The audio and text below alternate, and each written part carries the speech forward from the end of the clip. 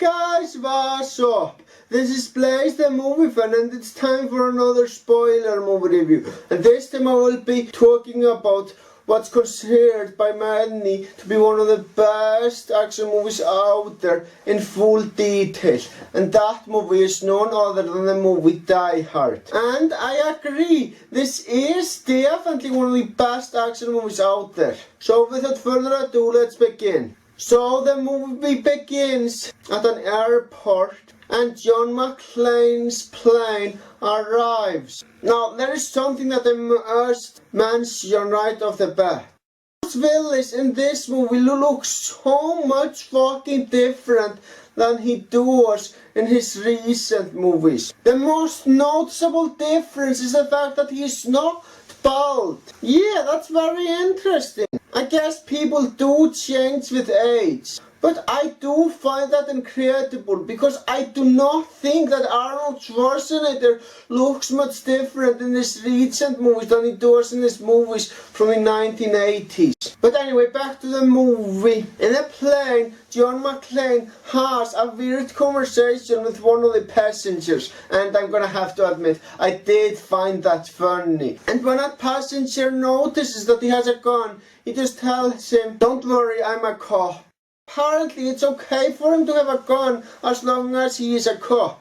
I'm gonna have to admit that it is pretty fucking awesome. But at the airport there is a limo driver waiting for John McClane. And that limo looks very fucking awesome. Not only that, there are also many useful things that can be done in that limo. I would fucking love to travel in a limo like that. The limo driver drives John McClane to the Nakatomi Plaza building, and that's where he meets up with Joseph Snibbo Takagi, and those two have some business to discuss. And John McClane also has a conversation with his wife. Needless to say, they're just arguing like most couple would.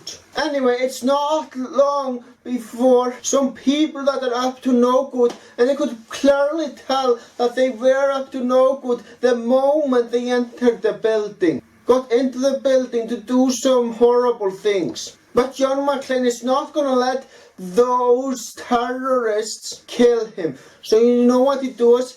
He goes into fucking hiding. Yeah, and that's very fucking smart of him. The leader of that terrorist group is Hans Gruber. And let me tell you, he really is a good villain. But the good thing about this, John McClane is also very smart. John McClane tries to call for help, but unfortunately all the lines are disconnected. And keep in mind that this movie was made before cell phones were used regularly. So there is no cell phone in this movie, which makes it harder for John McClane to call for help. And I'm gonna have to admit, that makes the movie more fucking intense. John McClane starts the fire alarm, but unfortunately the terrorists do not allow the cops to arrive that way. Thankfully, John McClane finds a solution. He manages to kill one of the terrorists who has a massive gun barehanded. That's right, John McClane is so badass he manages to kill a terrorist barehanded. I'm sure that I wouldn't be able to do that. But after he kills him, he takes his fucking weapon, which is a damn good submachine gun, and he also takes his talkie, which he can use to contact the police. But the people that he does manage to contact to say to him, "This is for emergency only."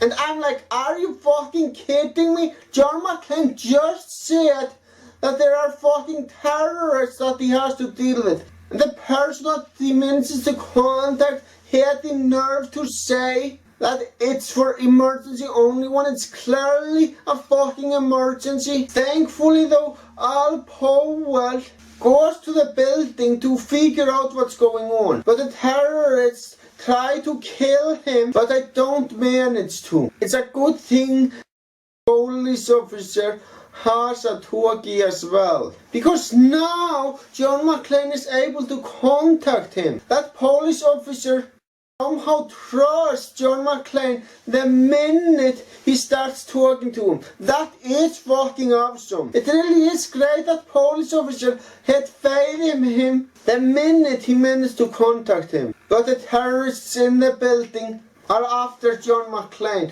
so he has to unfortunately hide from them. And John McClane brings the elevator to the 30th floor with one of the guys in a t-shirt that says something extremely clever, and I have to admit that scene is fucking awesome. But there is a scene later on in the movie that's even more fucking awesome, and that's when John McClane manages to climb a wall using the machine gun. Yeah, he managed to climb a wall by using a machine gun.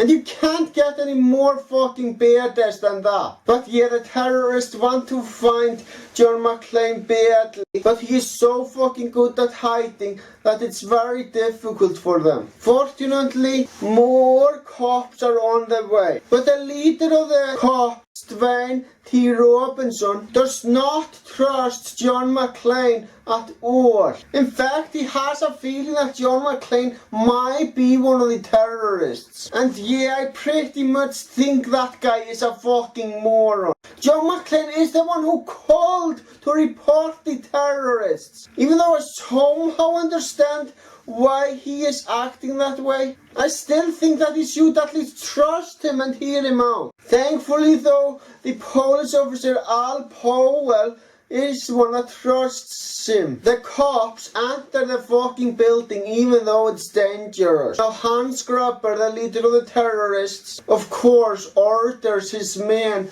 to attack those police officers. And soon afterwards, Hans asks John McClane to do what he says or else he shoots one of his friends. But John McClane says that he doesn't care about that guy, which was pretty smart of him because he doesn't cooperate with terrorists. Who the fuck would?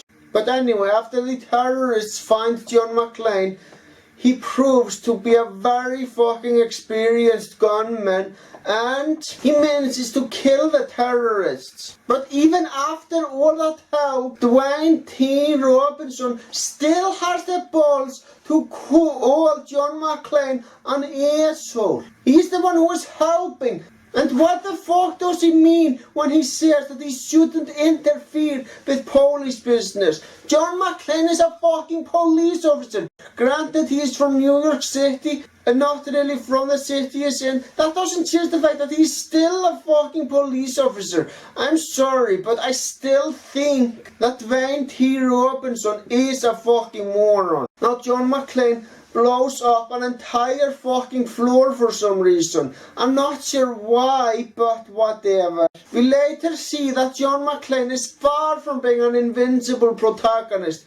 In fact, there is a scene where he's taking glass out of his feet and is fucking bleeding. Yeah, John McClane is a vulnerable protagonist. And you know what? That's what makes him a lot more fucking interesting. Thankfully, it's not just the police force who are after the terrorists. It's also the fucking FBI. Hans Gruber convinces the hostages to get at the top of the roof, which he is gonna blow up so the hostages die. But John McClane is not gonna let that fucking happen. In fact, he gets the hostages to the 30th floor again and does some very dangerous stunt to jump into another floor while their roof is being blown up. I'm gonna have to say that scene is fucking awesome and shows how badass John McClane is.